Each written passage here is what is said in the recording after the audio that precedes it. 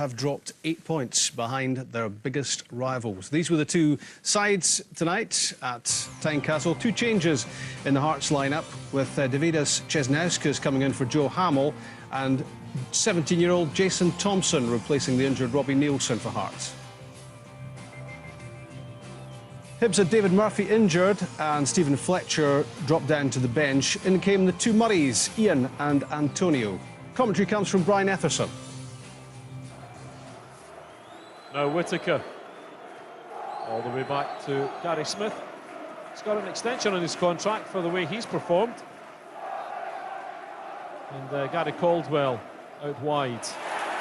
Now Paul Hartley forcing Hearts forward. And the first free kick of the evening has been given away by Ian Murray. Paul Hartley's driving force and determination caused Hibernian problems.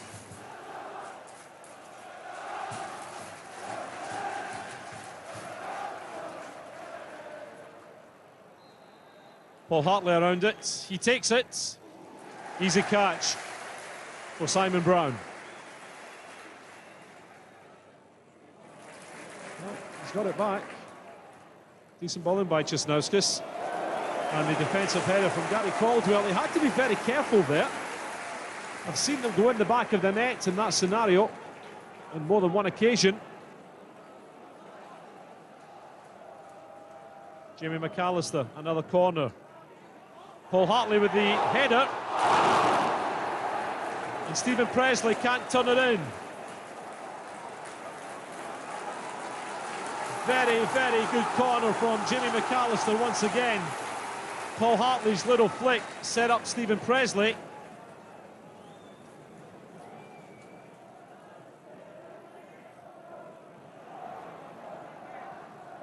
Scott Brown trying to force his way through it, unable to do that. Away from Wallace. That surely must be a free kick. Well, Gary Caldwell all over Lee Miller.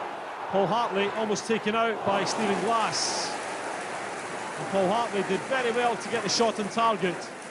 Straight into the hands of Simon Brown.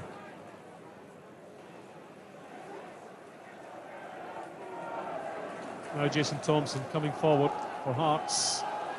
He does well. It's been barged off the ball by Antonio Murray. Just under 7 minutes left of the first 45. Just the one booking. Ian Murray, of course, on 15 minutes for persistent fouling. Quickly taken by Hartley, but too quick for John Robotham.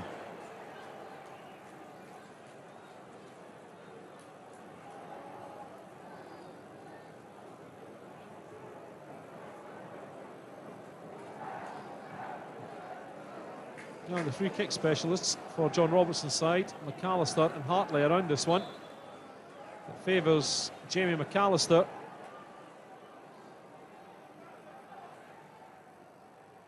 And it is he who takes it. Little flick on. It's in the back of the net. Simon Brown has made an absolute howler. Lee Miller has got the opening goal. 14 minutes on the clock. John Robertson's side have got the opening goal. And that is an absolute nightmare of a mistake by the Hibernian goalkeeper. He thought it was going wide. It wasn't. It sneaked in between him and the near post. It's in the back of the net.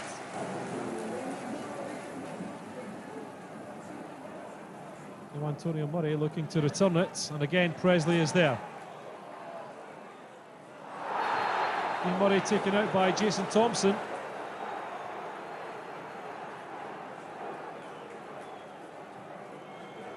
Now, can Hibernian actually get a shot in a target? Will it be Derek Riordan? I just wonder. Well, it is on the best side for Riordan. It's a decent effort, it's a good catch.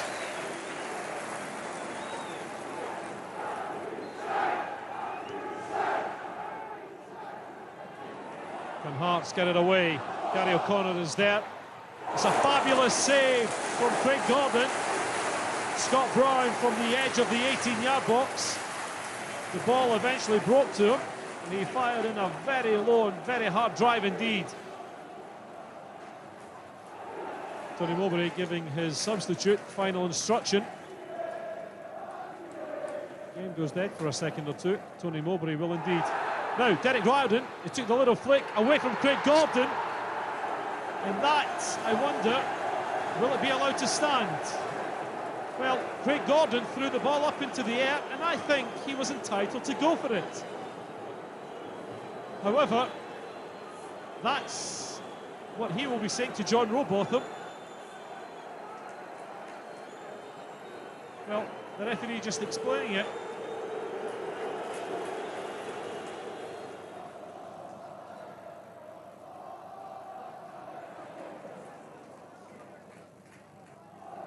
In from Conte, Shields is waiting. Away by Thompson, and Gary O'Connor strikes back for Hibernian. It's an absolute nightmare of a mistake in the heart of the Tynecastle defence. Jason Thompson was there. Stephen Presley not too happy. It broke to Gary O'Connor, and he put the ball low into the back of the net.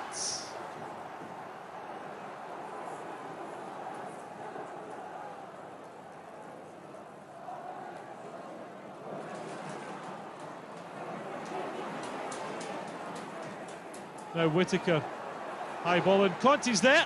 It's off the post. Dean Shields, and Hibernian have taken the lead for the first time in the game, and it's that man, Dean Shields.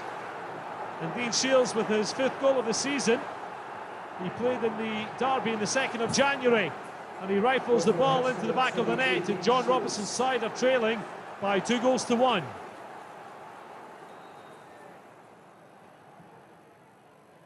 It's a decent corner. There's a decent chance there. Hibs can't dig it out. Hearts can't put it in the back of the net. And eventually, it's scrambled away.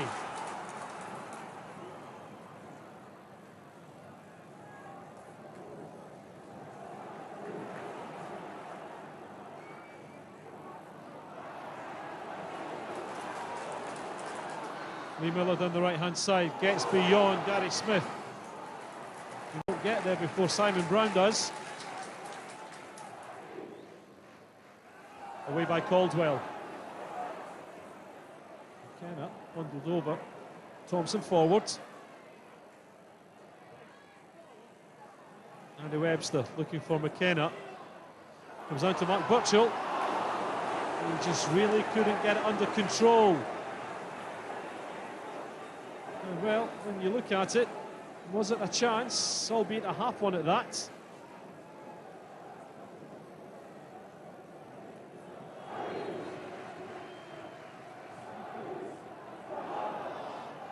Brown to Conte. Antonio Murray is beyond him. Gary O'Connor is waiting. Murray plays it in. It's away by Andy Webster.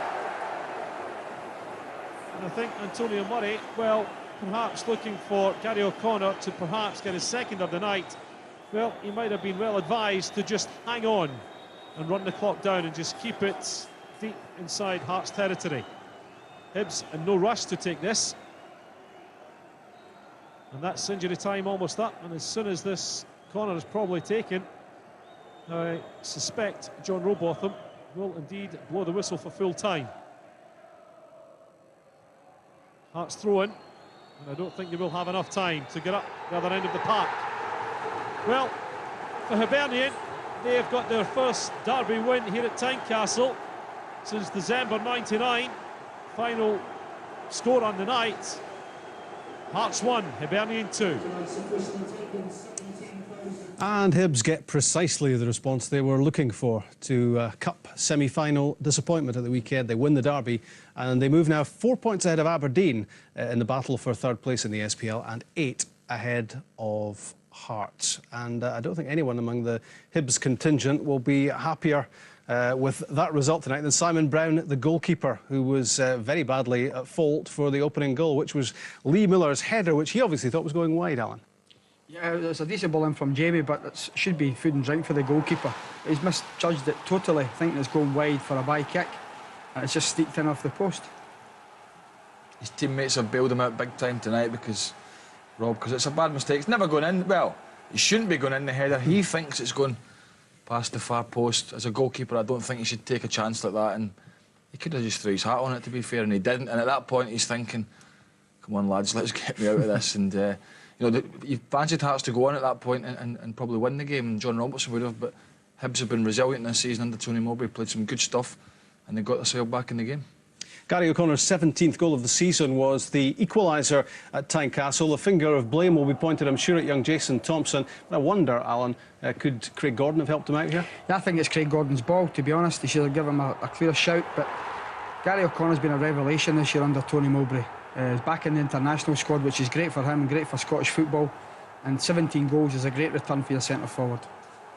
Just that fatal hesitation there between the pair, and Gary O'Connor stroked it in for 1-1. It was Dean Shields who got the winner for Hibs. But again, there will be all sorts of question marks about what was happening, or more to the point, what wasn't happening at the heart of the Hearts' defence here. Well, I don't think, in my opinion, Craig Gordon's had the best of weeks. I thought he was at fault in the cup game at the weekend, and I feel finished well from Shields there. But the balls came such a long distance. I think he's got to... His starting position is Alan was mentioning to me just earlier there, is wrong. He should be coming out and collecting that, in my opinion. It was a long, high ball into the box with no real pace on it. He comes and collects that. He's 6'4". Then he deals with it. The situation's over. He doesn't. And Hibs stick it in the back of the net. Hibs fans behind the goals are not bothered if he comes or not. And what a great result for them, I have to say, in their quest to finish in the European place. As we can see when we look at the Bank of Scotland Premier League table, which makes healthy viewing tonight for Hibs supporters and for Celtic fans as well, of course. The SPL lead has changed for the 7th time this season. They've been continually swapping places, the Old Firm. It's Celtic back on top, 80 points versus 78, each with 6 games to play. And the goal difference, or the goal differences, almost identical now. Hibs move on to 56 points, that 4-point advantage over Aberdeen, 8 ahead of Hearts. Motherwell still with a bit to do to claim the last spot in that top 6, with Cally Thistle breathing down their necks.